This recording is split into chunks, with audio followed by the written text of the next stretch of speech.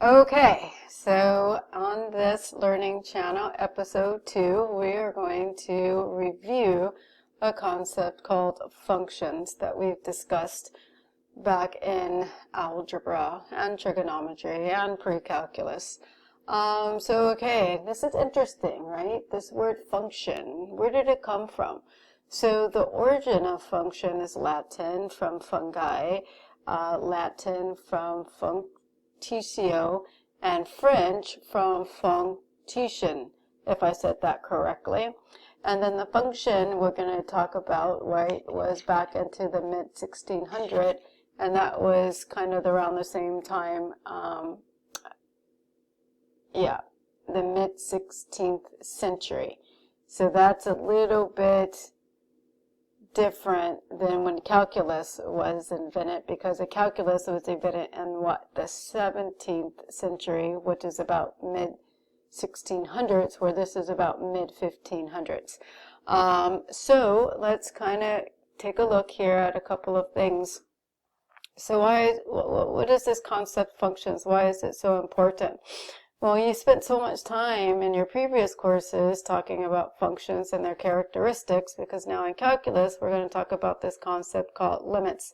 And limits is a very crucial concept in calculus.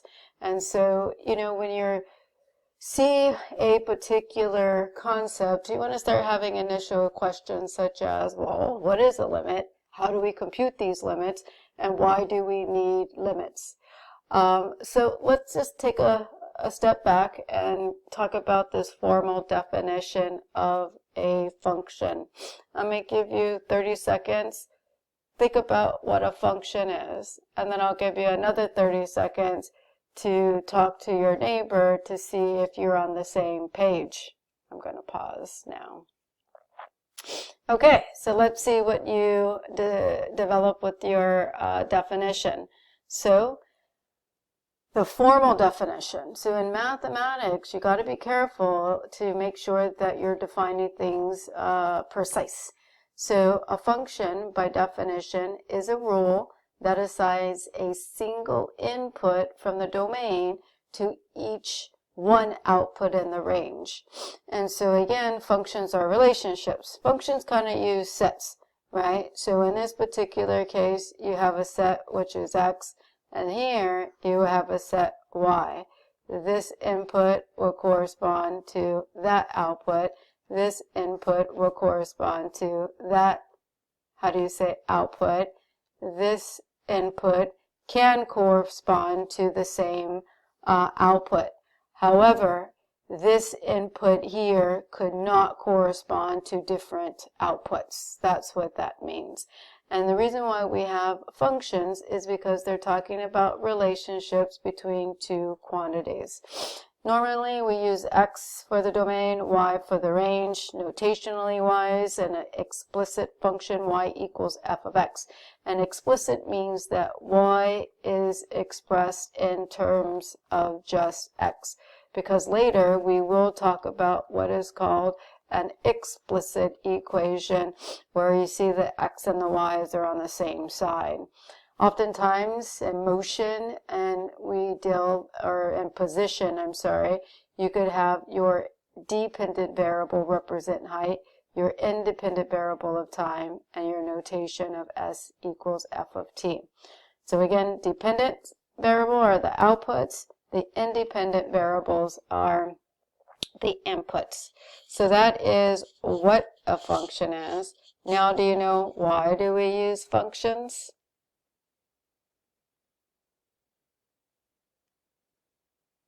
All right, let's see. I took a pause.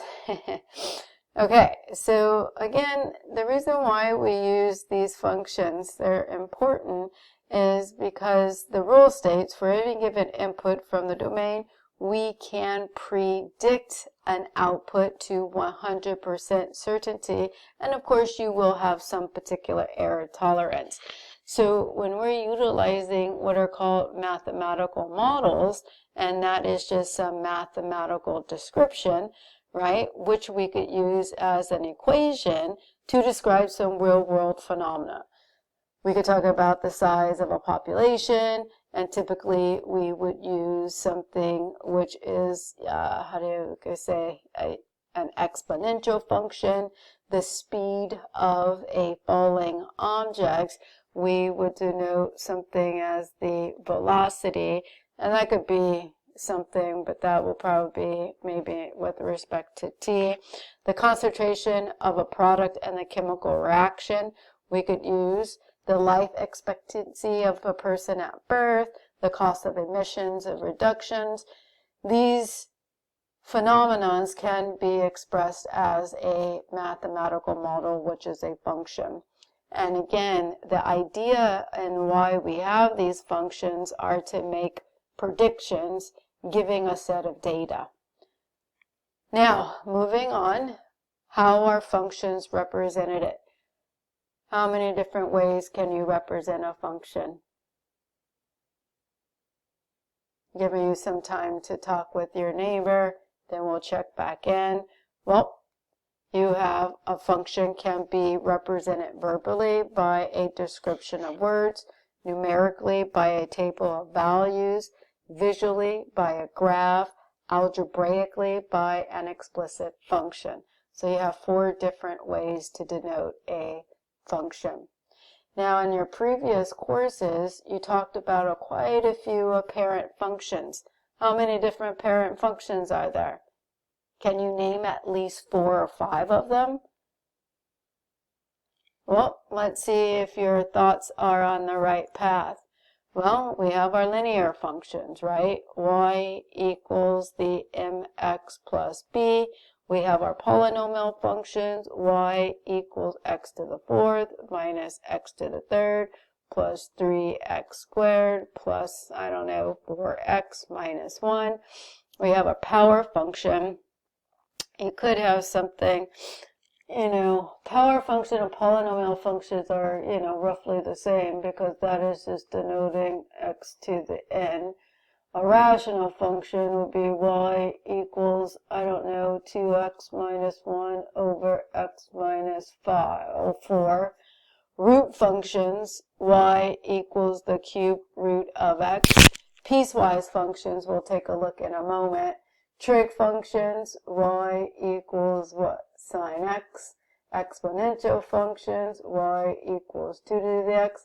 Log functions, y equals log base 4 of x. And all these functions that we talked about in algebra, trig, pre-calculus, all functions have particular characteristics. Some characteristics, they have domain, they have range, they may or may not possess even or odd properties, they have intercepts, some have asymptotes. We dealt with transformations of these. You primarily focus on the graphing, and you did some modeling. Modeling means applicable type of problems. And then all of those parent functions have basic graphs. So again, you have your linear, constant, your absolute value, your quadratic, your square root, cubic, cube root, your reciprocal, rational, log, exponential. Greatest integer, this is going to be interesting. We'll talk about that. Your sine x, your cosine x, and your tangent are your basic functions. And now what we're going to do is we are going to take a look at a function here. I saw this, and this is a common function that you would see in the theory of relativity. And for those individuals going on into physics, this is a popular function where the mass of a particle with velocity, so this is your mass, right, of a particle. So this is, the mass is your dependent variable, velocity is your independent variable, where m sub 0 is divided by the square root of 1 minus v squared over c squared. And then m sub 0 is the rest of the particle. And then this is your constant in kilometers per second of the speed of light in a vacuum. So again, a function can be used to represent 2 particular quantities. And this function is representing the 2 quantities with the particle, the I could say the velocity with the mass of a particle. There you go. Okay, we're going to have a little scrimmage, so I'm going to give you guys some time. I'm going to pause this, but I'm just going to go through this real quick to shorten this video. And then, okay, calculus is a challenge, but you can do it. You just got to keep in mind, practice puts brains in your muscles.